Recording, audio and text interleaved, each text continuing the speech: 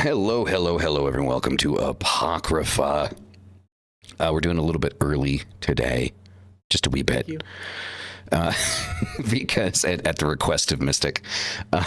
So, yeah, that's what we're doing. We're here. We're early. Maeve, good to see you. I probably should put something in the Discord so people know we're live now. Um, Yeah, so, I yeah, figured people probably wouldn't know to come. They'll come at 8 o'clock and be like, oh my God, it's already over. yeah, But pretty much. I have to be somewhere at 8, which I'm going to be late, but they'll be all right. Yeah, exactly. Um, Hold on a second. I got my kid calling me. 1 second. Go for it. So how's it going, Maeve? Oh, you know what I don't have? Oh, I guess I do have a tarot deck. I don't think I have a tarot to do tonight, but I do. So we'll probably start with that. But I know I'm probably quieter than normal. I've just started, I think, picked up a cold and been sneezing most of the day, a little bit of a scratchy throat, so I feel fine. I just am not talking too loud because I kind of lost my voice. I will say too, I talked a lot yesterday. Um and it was loud where we were. There's a lot of music, so I probably strained my voice there too.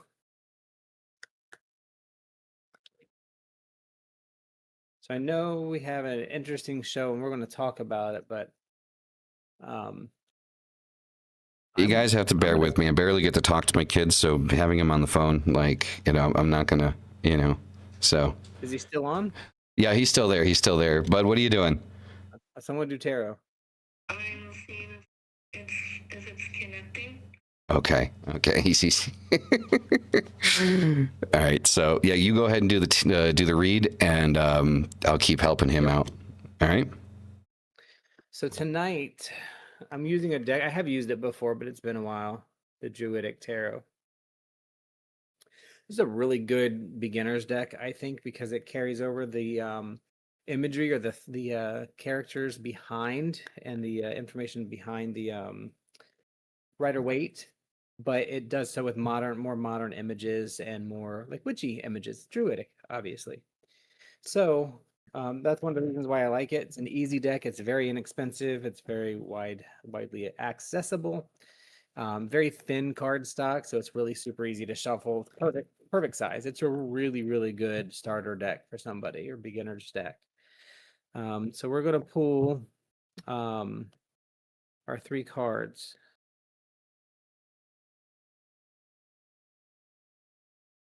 Ooh, something just popped up on my screen. Dev tools. What are dev tools? I don't need dev tools. I don't even know what that is.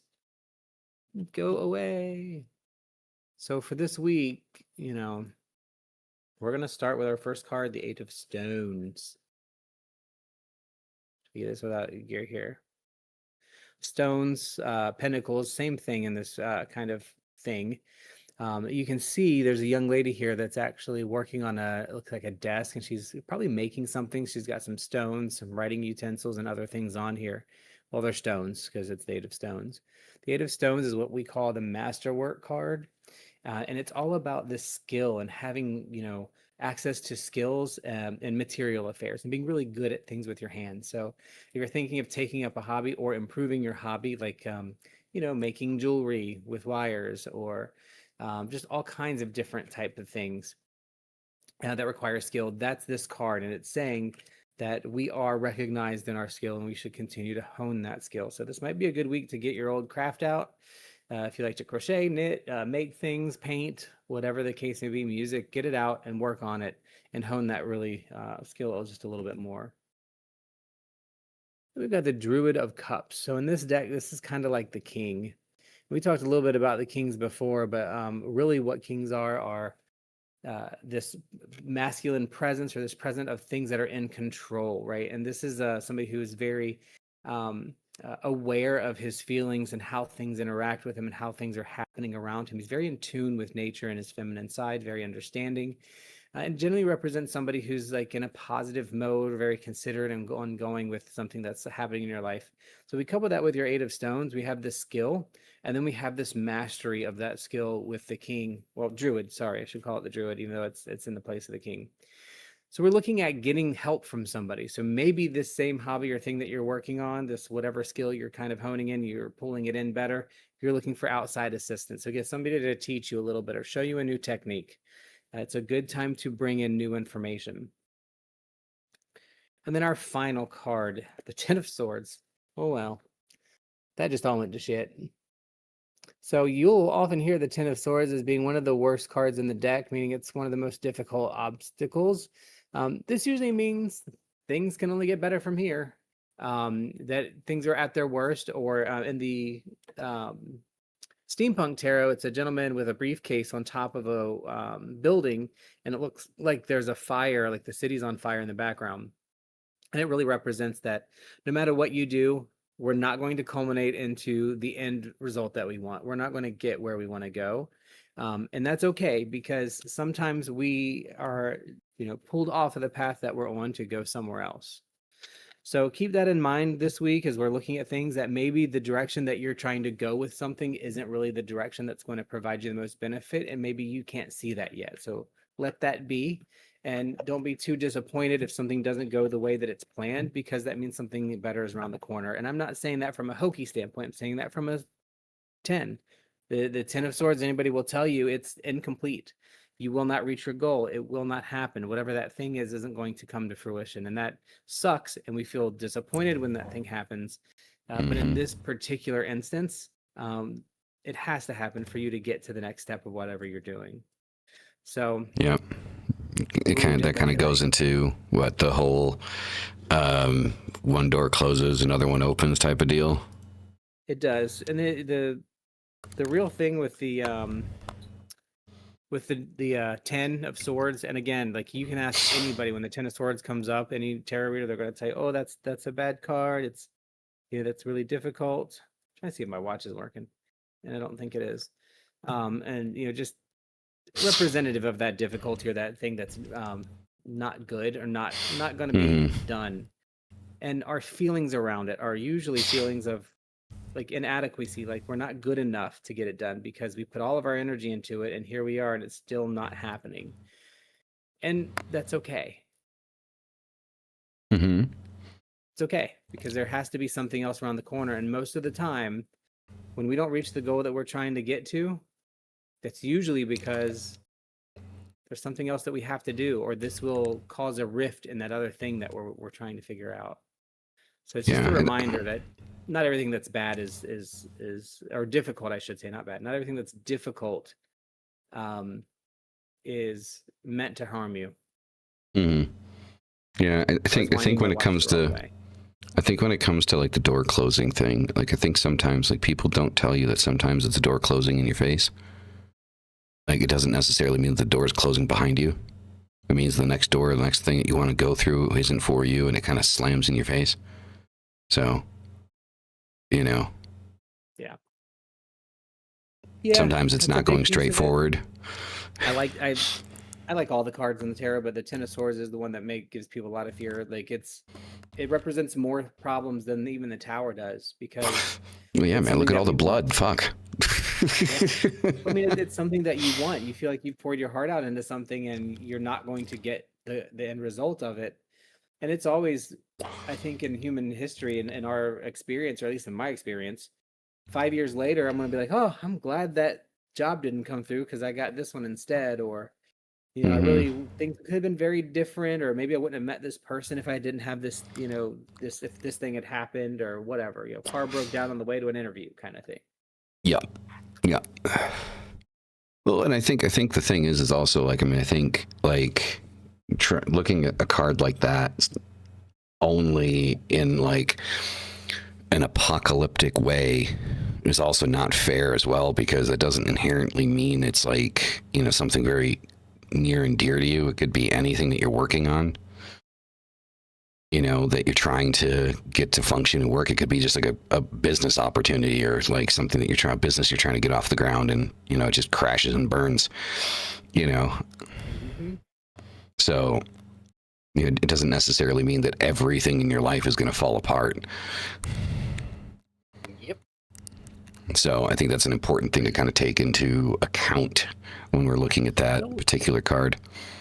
I don't know that I've ever had a tarot reading where everything is falling apart, because I don't think the tarot trumps free will.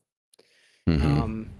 It binds to it pulls off the information to me in the universe, and you use it and apply it with what's in your head, and that Hmm. just gives you your own guidance. You have to see what you need to see in the cards, not Yeah. me. Yeah. 100%. 100%.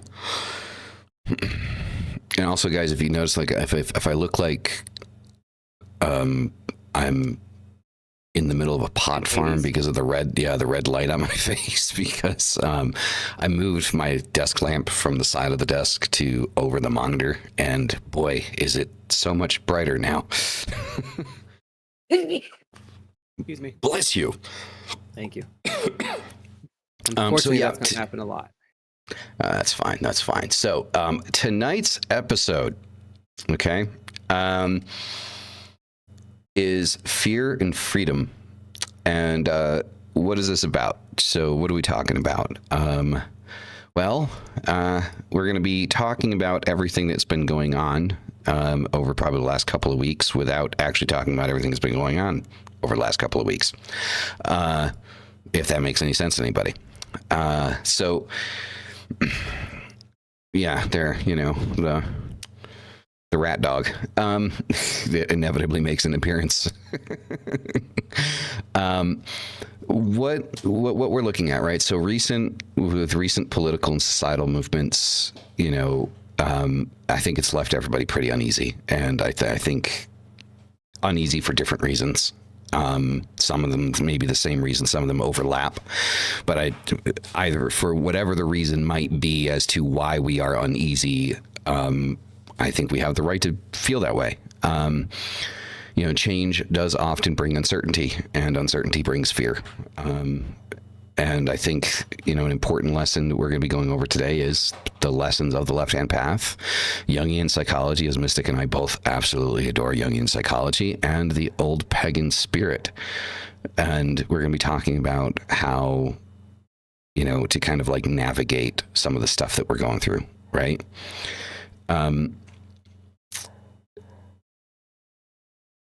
One of the things that I'm afraid of with what has happened is, and I think this is probably the best way to kind of go through it, is talk about what we're afraid of and then how we're dealing with it. So I would say one thing that I'm afraid of, and it's something that I have been afraid of since we started this damn podcast, is I feel like recent events are going to push and multiply violent attacks against pagans, witches, and occultists. There was, I keep bringing this up because I think it's a perfect example of this. There was an article done by an outlet named by the name of Jezebel that had done an article for, I guess, shits and giggles at the time, that, they hired some witches to hex a particular person. And a couple days later, we all know what happened. The problem here is that there are people out there that see that, and before they turned comments off and I think ultimately removed the article, Dyer was able to get some screenshots of the comments that were going on in the comment section of that article. And they're pretty terrifying comments. All against witches and how we need to die and be eradicated and, be punished. And so I think that, while violence and, harassment of occultists has increased over the years, slowly but surely, I think recent events are going to really kind of set that fire ablaze. It's definitely going to throw some gasoline on that fire. And to be completely honest, I'm not 100% certain how to, handle, what is coming out of that side of things. So that is one thing that I'm afraid of. Mystic. I mean, that's probably the biggest thing for anybody to be afraid of is what's going to come next, because ultimately it doesn't doesn't really matter who did it, because everybody is going to form their opinion and make it work for whatever their narrative is. You know, we when we make decisions or think about things or have conversations, all of us, we apply our experience and frame of reference to whatever situations occur. And a lot of times that bias changes the truth of what actually happened, despite it not being, it's not technically lying or misunderstanding. It's, dare I say, unempathetic. That we apply our own perspective and don't try to see things from other people's perspective, and that's going to get worse. There is a very specific and, to me, obvious push for people to fight each other.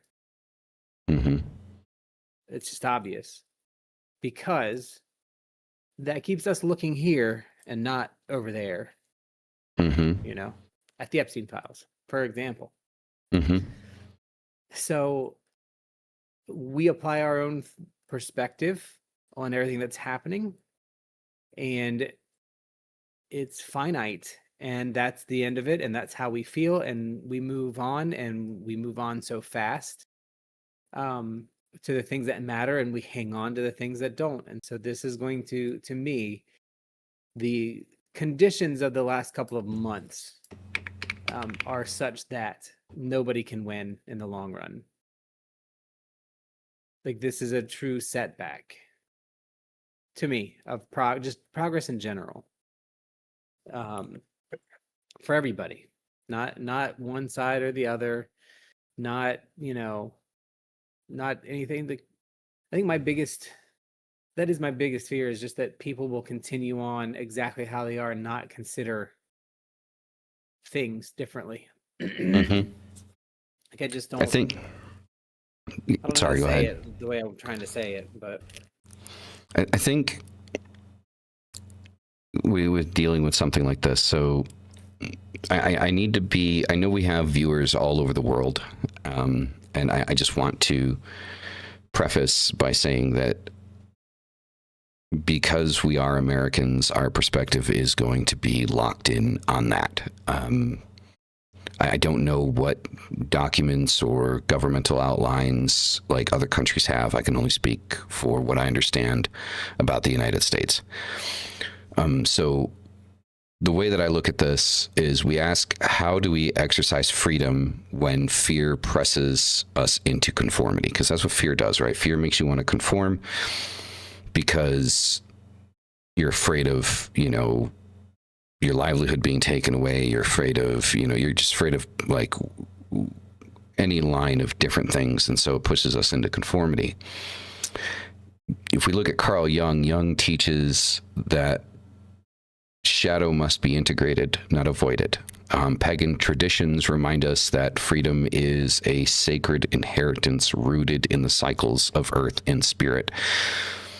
And the Constitution itself, though imperfect, is a living document that grants us the right and the duty to live authentically. And I feel that right now we're in a phase of fear, but I don't think that we should allow that fear to allow us to cancel our own freedom.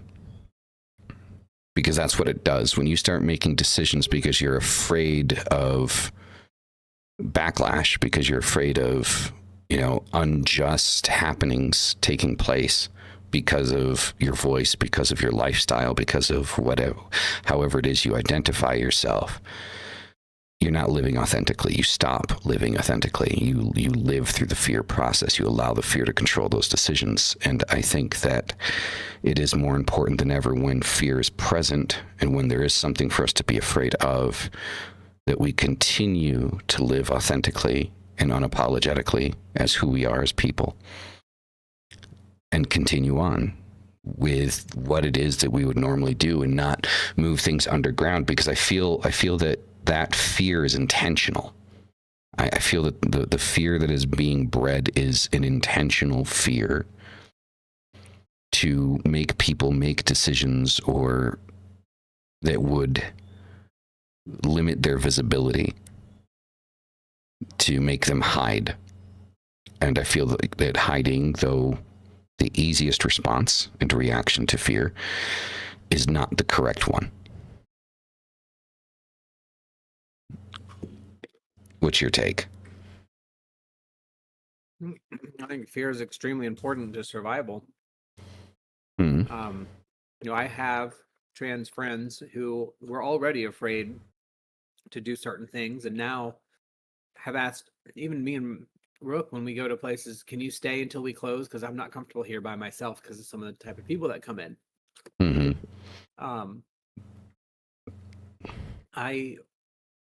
I do feel like all of this comes down to empathy and the ability to try to perceive things from other people's perspectives. But I do have a level of fear that I wish I didn't have. The interesting thing is, I'm not changing how I live my life.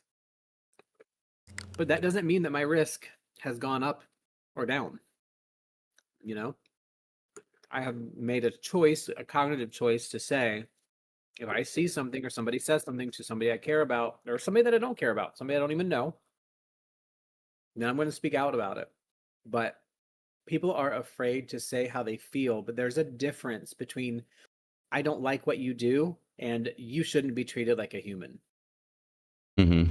A dehumanization. So those two things drive different levels of fear for different reasons. And that's why we get this response of pagans going underground more often. And let's be honest, nothing's even been said of pagans. But what I have seen and experienced, just, from talking to friends, is we have groups of people who are just biting at the bit to fight on the pagan side. Can you fault them? But is that going to get us any better of an outcome? Who knows? Yeah. No, I feel like occultists are going to end up being kind of like the outlining group if things continue to escalate the way that they're going. I feel like it's going to be kind of like a guilty by association kind of thing. You know what I mean? Like, I feel like because or lack thereof association, maybe, like, just like because, the viewpoint is different, the belief is different, it becomes threatening. I don't know why we're. Oh, that was sad. Brad must be home. I don't know what I was going to say now. Oh, that was loud. You woke up though. Oh.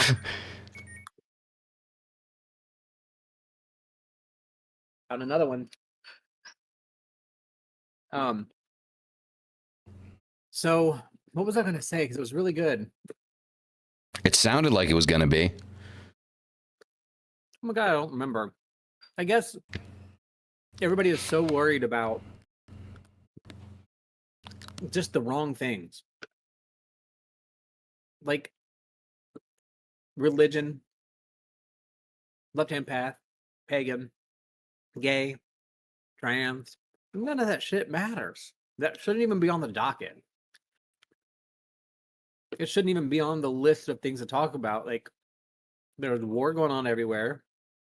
There's, crime everywhere. People can't afford basic meals. Like, why are we talking about these other things that don't matter? Well, because we have a few people who are extremely rich, and they have decided that they want to keep us busy, who are not extremely rich, so that we're not paying attention. Release the Epstein files. That was her, not me.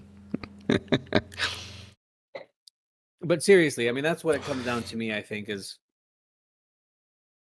we're worried about the wrong things.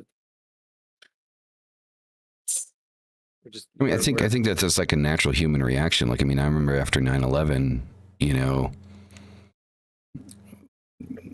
people were worried about skin color and, again, religion, and not, it's always going to be something. Not the ideology that, brought that about, the ideology that the people that were capable of doing that, what pushed them to do that. And Yeah, I mean, it's something that we constantly. World War II, we did the same thing. We created camps for anyone that we thought might be Japanese. Like, I mean, I think half of the people that were in those fucking camps weren't even Japanese. You know. We just humans target whatever they don't understand and have zero empathy for those things. I don't understand it. Yeah. I mean, it's We're just a weak species. We have not evolved yet. We got another couple eons to retry. So yeah, no, I mean, I definitely think we're missing something. I mean, and the thing is like, I mean, there's just so much that's happening at one time. Like, it's not dealing with one thing. And I think the problem is like, I think society has ADHD in the sense that like it can't process more than one crisis at a time. And then when there's multiple crises happening, you know, it just needs a target, you know. how many crises though are self-manufactured? Probably most of them, but you know, unfortunately, most people in society don't realize that. Like one of the things I think is the biggest issue, and I keep saying this and nobody listens.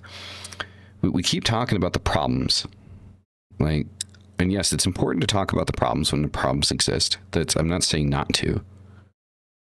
But what happens is when we're only talking about problems and then trying to blame other people for those problems instead of trying to find a solution to those problems and having a solution-based conversation, it just breeds fear, hatred, and potential violence, because the only thing we're talking about is there's a problem. I'm blaming this group or this person for this problem.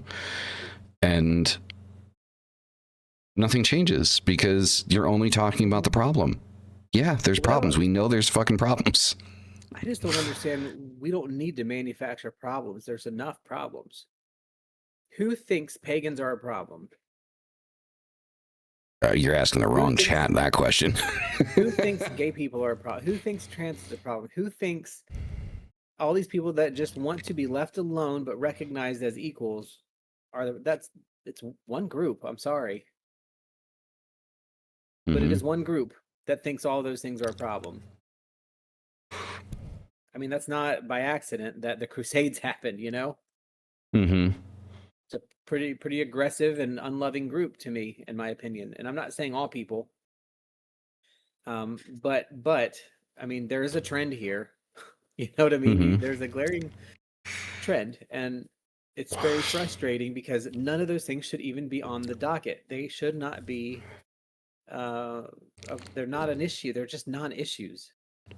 Yeah, that keeps I mean, us talking about how do we get the billionaires to not, you know, rule everybody else, and that's what it all comes down to. If you look at the way the government is run, you know, thousands of millions probably. Who knows how many scientists are trying to do the right thing. And I've met a lot of scientists at the CDC. We had a building right outside. I've been to the CDC before. There's nobody in that building that's trying to create problems. They are trying to find solutions.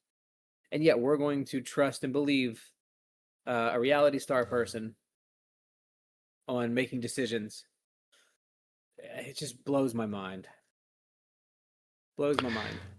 Yeah, I mean, Christian nationalism is dangerous. It always has been. Yeah. Doesn't matter. I'm glad you said that, because it's not all Christians. That's very true.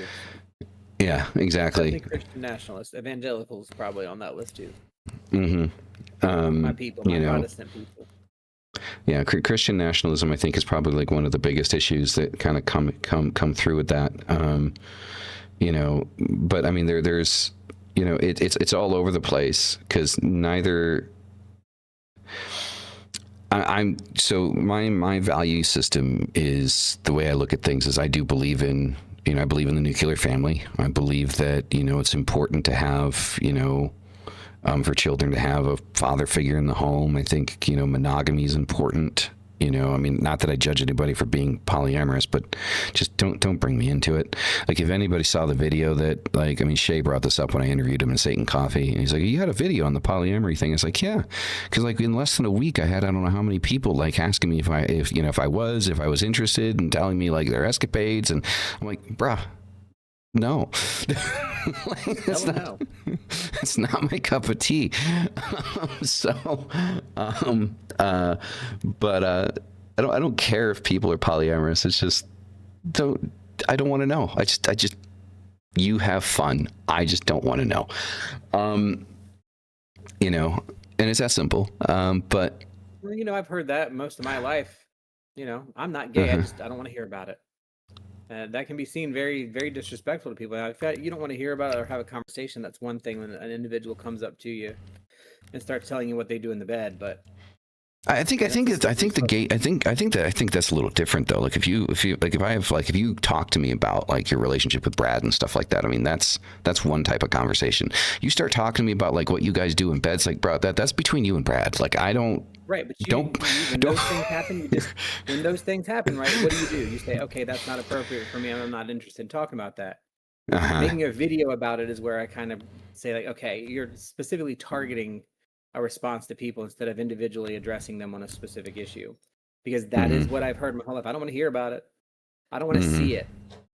I don't want to see it. I don't want to see two guys kissing. Like, okay, I'm not asking you to look.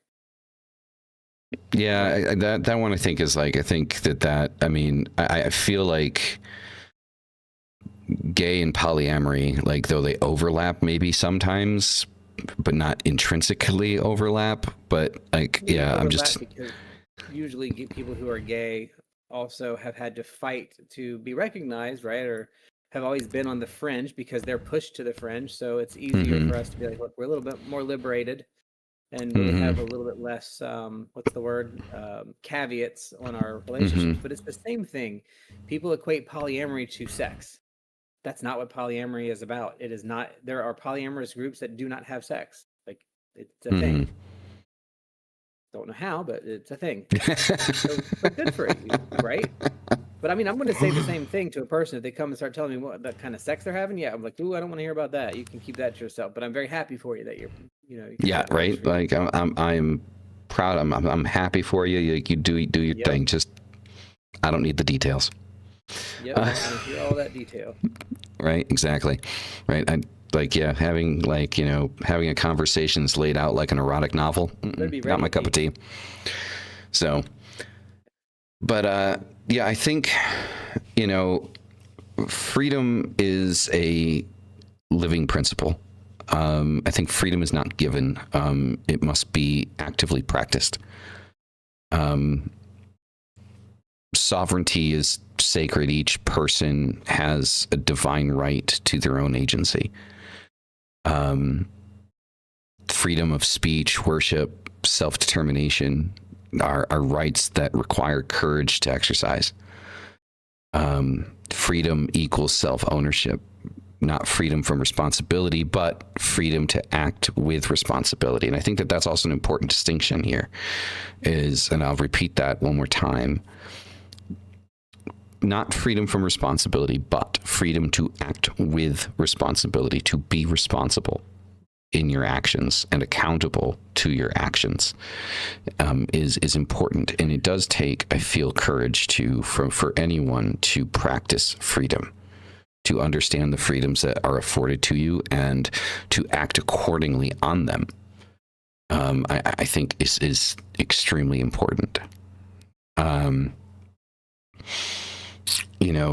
Fear in modern society, it's, polarization and outrage culture right now is what it is. Fear weaponized to control thought. And that's what it's always been. I mean, I'll use 9/11 again as an example. Like, I mean, for fuck's sake, if you go back and you rewatch the news cycles after 9/11 happened, the term terror, terrorist, terror group, terrorist, the word terror was repeated so many fucking times, and to a degree it made sense, but you're talking about like, what, a year and a half, 2 years after 9/11 happened, the news cycle repeated the same thing over and over and over again. And it was active polarization in outrage culture. It was, to piss people off, and we're seeing it again, and we're falling for it again. Which is the terrifying thing. Like, we never learn. No. Like, I don't know how many times this shit has to happen to us. World War II, the Civil War, 9/11, 7/7, you know, like, and we don't learn. We don't learn. We fall into the same trap every single time, because it's changed ever so slightly. It's morphed ever so gently, so subtly. And we think it's something different. We think it's the same shit that's happened over centuries. Like, I mean, people, just, you know, I'm not going to get into the details of this, but the whole Palestine-Israel thing, people think that that's new. That shit has been going on for thousands of years, not hundreds, thousands of years. Though they've been at each other's throats. Yep. Like, you know, and I'm not saying that, like, what's happening on either side of that is, you know, correct or it's something to be ignored, but it's not new. That it is not. You know, so it's just like all of this is fabricated outrage culture. It is designed to create points of polarization and pin people against each other. Exactly. Don't pay attention to what's actually happening around you. Pay attention to the skin color. Pay attention to the sexual orientation. Pay attention to, you know, the religious philosophy. Pay attention to the war that's happening over there. Pay attention to the war that's happening over here. Pay attention to the drug smuggler boat that I just blew up like it was a big deal, you know? And it's like, but was it though? Like, what was it? Like, what was blowing up 3 narco traffickers? Was that really like a big win? Like, you're talking about a boat that has maybe 20, 30 keys of shit on it? How much fentanyl is going through the United States right now? And you're going to tell me, like, you want us to be proud of a boat? Yep. So it's just kind of like, it's disappointing. It's disappointing. And like, you read the comments on that stuff, and people think it's a major win. It's like, it's repeating a process. It's repetitive self-destruction. And it's disgusting. And yes, people are afraid. I'm afraid. There's things that I'm afraid of right now. There's things that all of us are afraid of right now. And we cannot allow the fear to cancel or destroy our freedom. We need to practice our freedom. Freedom is something that is practiced, and we need to continue to practice that freedom, because if we start to make ourselves smaller, it makes it easier to brush us under a rug. And then whatever happens after that point, doesn't matter, does it? It does not. So, you know, because you've got, you know, I don't want to mention sides, but, you know, basically what was happening before with the left, we called cancel culture. What I feel is happening now with the right, I feel is more appropriately labeled not cancel culture, but authoritarian crackdowns. I feel like there are precedents being set with certain things that, though morally speaking, I see, okay, with some clarity, like maybe, but no, the precedent's wrong. This, like, I understand maybe the point, but no, like it doesn't fit, it doesn't jive.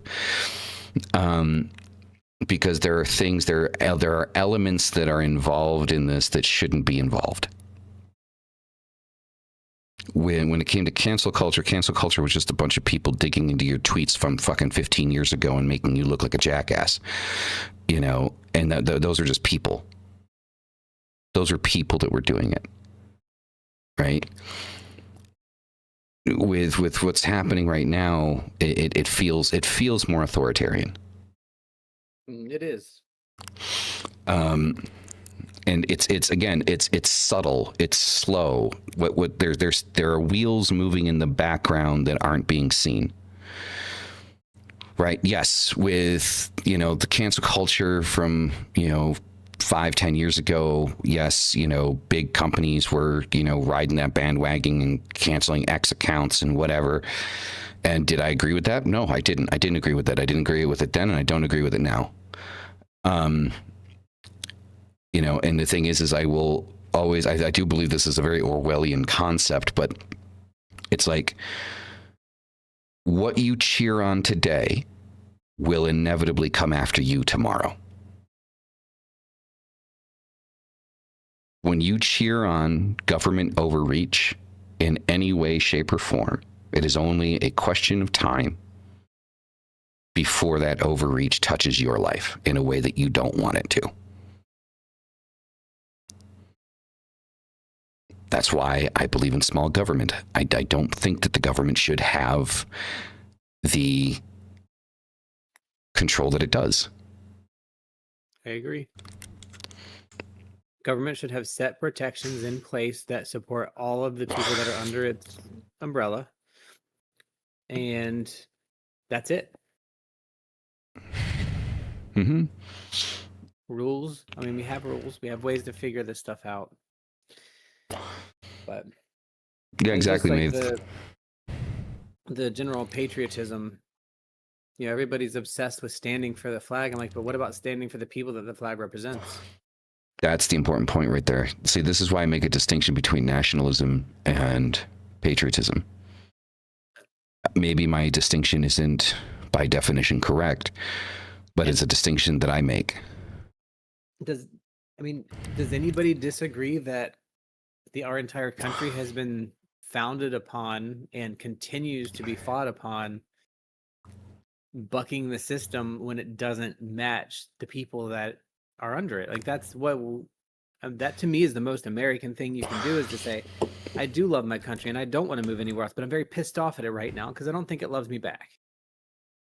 Fair. That is fair.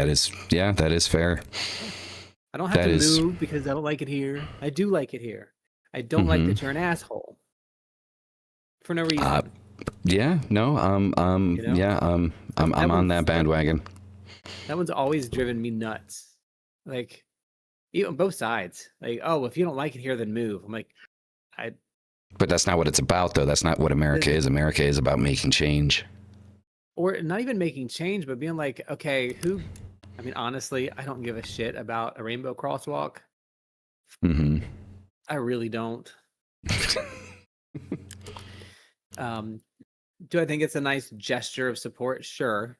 When people who have a lot of people that, especially maybe immigrants or younger people who have had bullies, and they see that representation of, support, it changes your mind. It can be the difference between, taking a bottle of pills or not for some people.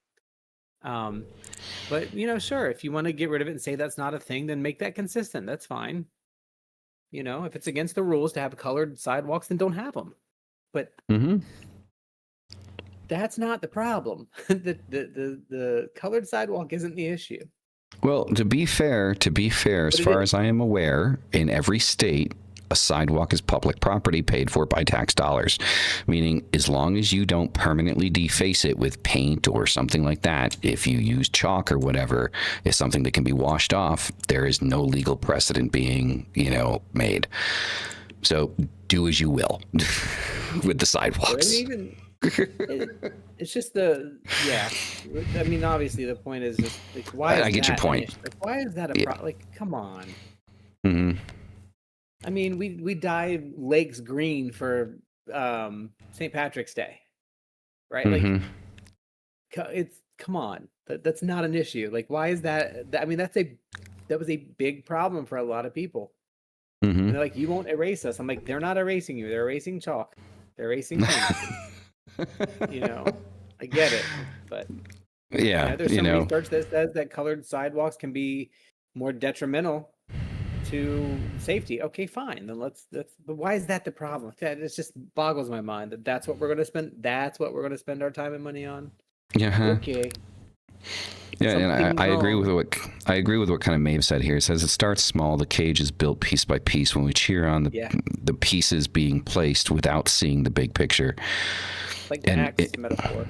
and that's the big thing that's happening is everybody's finding a piece of the cage that they're cheering on, and it's kind of like I'm sorry, like I mean, I am not one of those people. Yet again, another thing that people are probably going to fucking hate me for, but I was not one of those people that felt that the mask mandates were constitutionally correct. I don't think that they were constitutionally correct. I do not agree with them, and stores are allowed to make their own rules. If a store doesn't want to let you in if you don't have a mask on, that's the store's prerogative. I wouldn't be upset with the store, but it's when it started coming in legislatively, it was like, no, that's unconstitutional.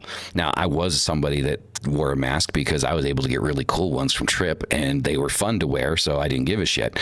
It gave me an opportunity to wear my masks without being looked at weird. But so did I wear a mask? Yes, I did the whole fucking time. But did I agree with it? No. The thing with that though is, just as a principle, I agree. It shouldn't be legislated, but why wouldn't you say, you know what, this could potentially save somebody, so for a couple weeks I'm going to do it. It's not that hard. Mm-hmm. But I think I'm not gonna wear a mask. Not in my country. I'm not a wussy. I'm not a pussy. I'm not gonna wear no damn mask. It's just bullshit. I think for me Countries have been is wearing masks for years, decades to look at reduce Japan. the spread of it. Yeah. Germs. Yeah. Japan's a perfect example of that. It's not but- mandated. They do it because they want to help their fellow person not get sick. Mm-hmm. No, I get that. I get that part of it. I just feel like that part of it where it started becoming legislative. I look at things like that, regardless of the side that it's coming from. I don't care about sides. I'm not talking about left and right here. I'm just talking about the legislative body in general. I look at it as an overreach and it being a first step of authoritarianism. Because the thing is, it's a test to see how quickly and how easily you can get people to fall in line and do exactly what you want, which is completely against,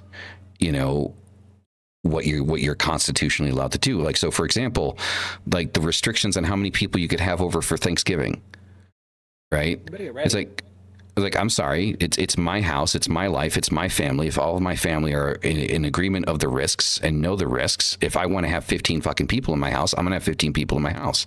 You are governmentally not going to tell me how many people I can or cannot have in my home. You're also governmentally not going to tell me what time I need to be inside. That's militant. And just like militant than the National Guard coming in, right? No, I agree. I agree with you. Like I don't disagree with that at all. Federalizing the National Guard. I mean, there are precedents in that are no, it's not okay. But I try to look at things through an equal lens. You know what I mean? And it's just, I think that we've been cheering this stuff on different sides of the fence, and we don't realize it's the same body that's controlling everything. Mm-hmm. They use the whole left wing, right wing, wings of the same bird analogy. I don't agree with that analogy for different reasons, but I've seen like just constantly people saying right now is like it might be the same bird, but we got to shoot that left wing off because it's got cancer. I'm like, mm-hmm. Yeah, Christ, exactly. You missed the point. Like, well, you can't flap one wing and still fly because you know what I mean. Like, okay, please go right ahead, shoot that left wing off. Right. So you want to talk about birds? It just flew over your head. It drives me nuts. I mean, I agree with you. I don't agree with the mandates and legislatively mandating, but I do think that there is a reason and a good scientific reason for masking during COVID. And if the United States wasn't so self-centered, which it is, and we are. I mean, people in the U.S., we are all about our individual. It's our thing, and I get that. But if we would have just shut the fudge up for 2 weeks, the amount of things that could have gone better is astronomical. Mm-hmm. And people in the U.S., they just value individuality over everything. And I get it. But the way people addressed it was like, you've got to be kidding me. Like, masking is not the problem either. Mm-hmm. Staying home is not the problem. You know, this is going to happen again. But the way that people were treated for their opinion on these things is bad. Like, and then the vaccine, like, it was hilarious. Like, how many people are, mad about the vaccine and all that stuff. I'm like, there's no scientist.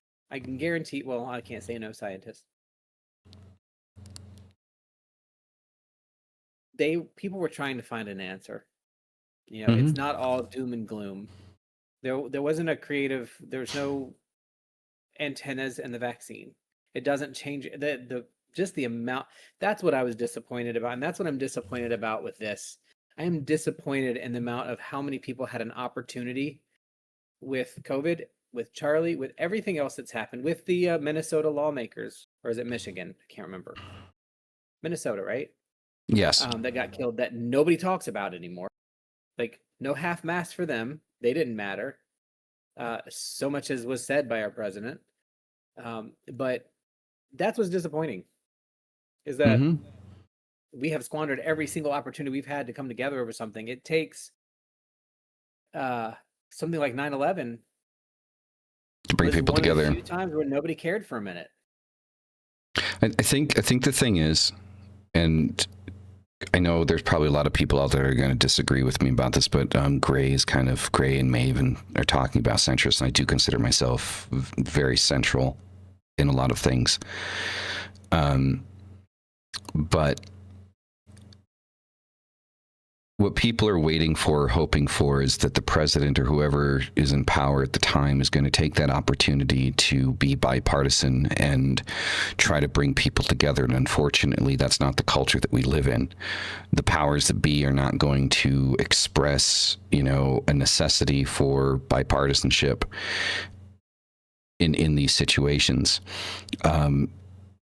I saw multiple Democratic political representatives come out after Charlie Kirk, and there I said the name. I said I wasn't going to, but I did.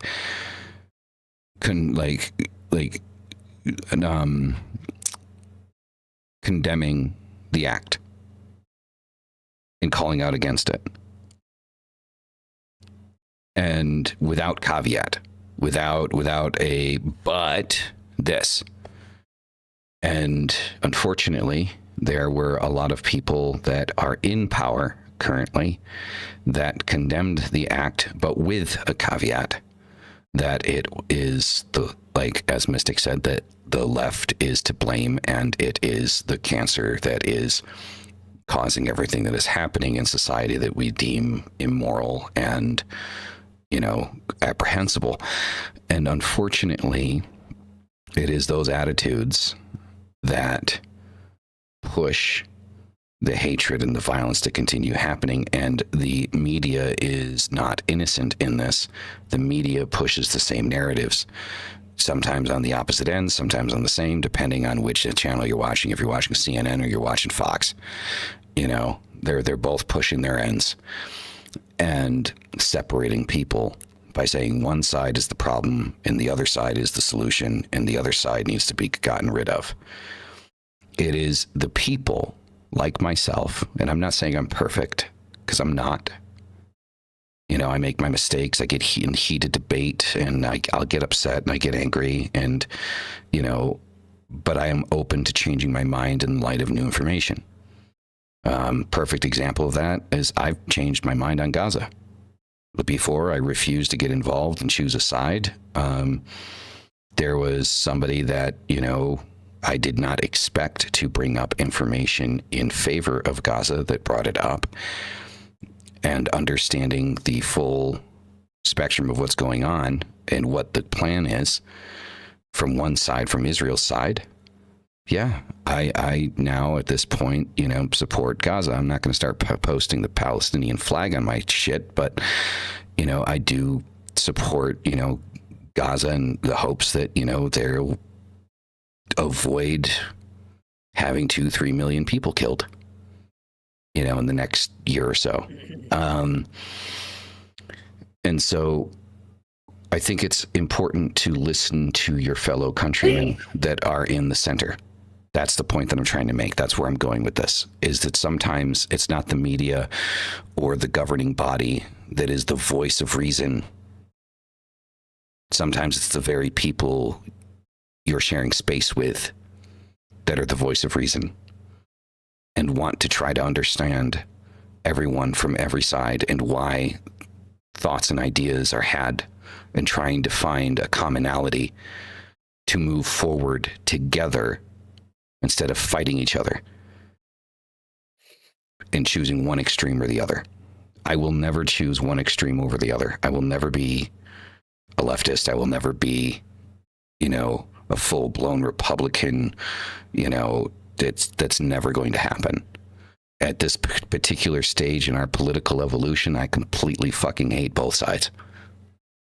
Democrats and Republicans are all pieces of shit. Every single one of them.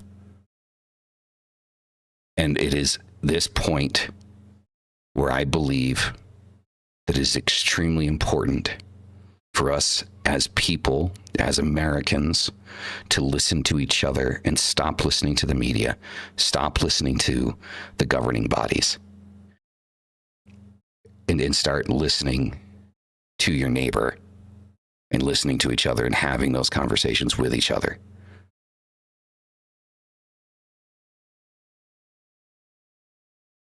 And finally do something different. Finally, after 250, 300 years of fucking bullshit, to finally do something different.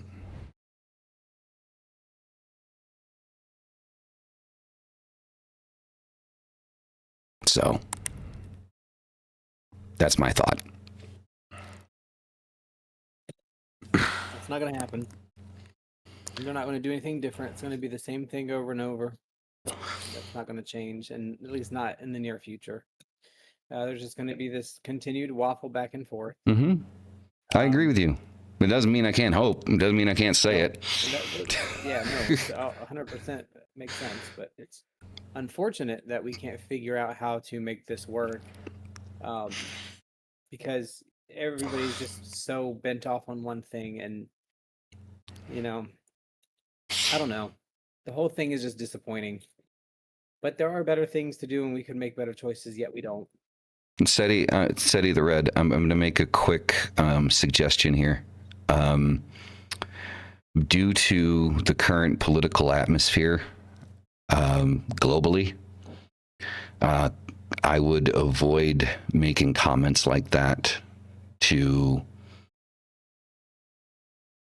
avoid yourself being targeted as a person of interest for future potential things happening. There are things that I've seen about currently the FBI going through hundreds of thousands of Discord chats. Discord and YouTube are all been, and Facebook have been summoned, so subpoenaed, whatever.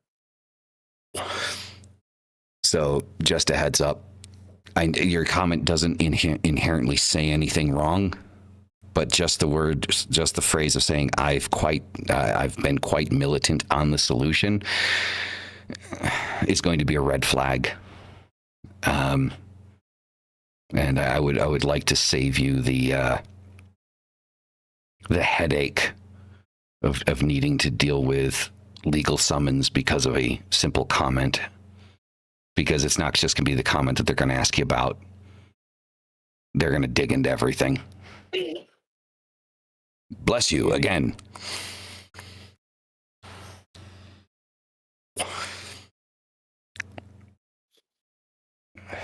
Yep. Yeah, bottom line is all we can do is make our own circles stronger, make our own thoughts stronger, be more literally just be a little bit nicer, especially if you don't like something or don't understand it, don't do it. If you don't like trans, don't be trans. Mm-hmm. You know, if you don't like guns, don't buy one. If you don't want abortion, don't get one. Mm-hmm. And just be a little bit kinder to the people around you and let people exist. Yep.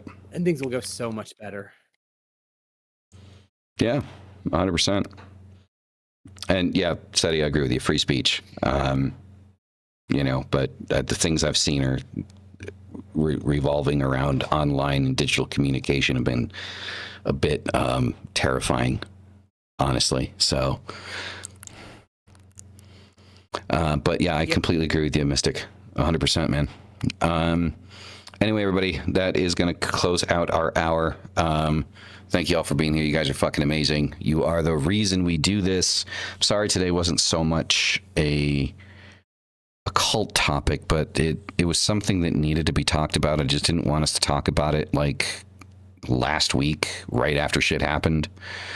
I would rather have cooler heads prevail and everybody have a minute to think about shit and to be able to have this conversation that we had today instead of what might have been last week.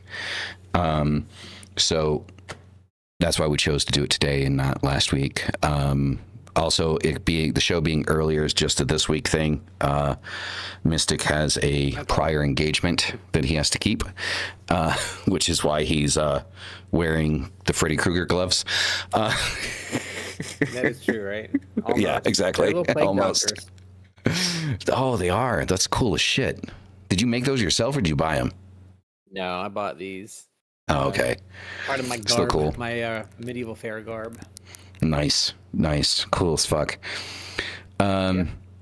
So, yep. That all being said, thank you all. You guys are fucking amazing as always. Hail thy fucking self. See you in the next one. Peace the fuck out.